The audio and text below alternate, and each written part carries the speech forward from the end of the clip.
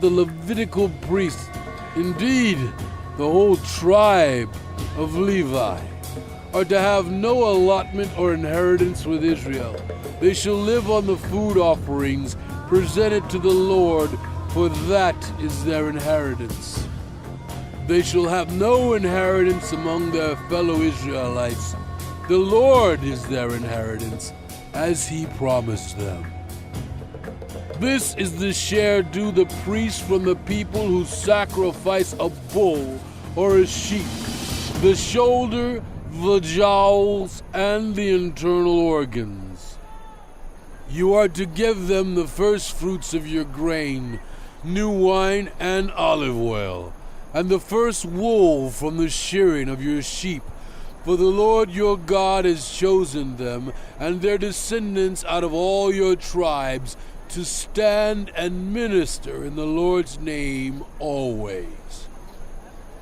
If a Levite moves from one of your towns anywhere in Israel where he is living, and comes in all earnestness to the place the Lord will choose, he may minister in the name of the Lord his God, like all other Levites who serve there in the presence of the Lord. He is to share equally in their benefits, even though he has received money from the sale of family possessions. When you enter the land the Lord your God is giving you, do not learn to imitate the detestable ways of the nations there. Let no one be found among you who sacrifices their son or daughter in the fire, who practices divination or sorcery, interprets omens, engages in witchcraft, or casts spells, or who is a medium or spiritist, or who consults the dead. Anyone who does these things is detestable to the Lord.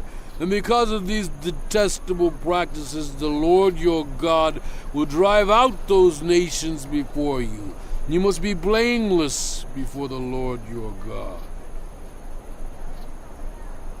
The nations you will dispossess listen to those who practice sorcery or divination. But as for you, the Lord your God has not permitted you to do so. The Lord your God will raise up for you a prophet like me from among you, from your own people. You must listen to him.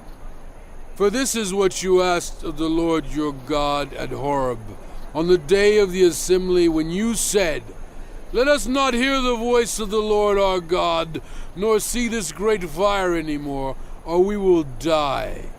The Lord said to me, "What they say is good. I will raise up for them a prophet like you from among their people, and I will put my words in his mouth. He will tell them everything I command him.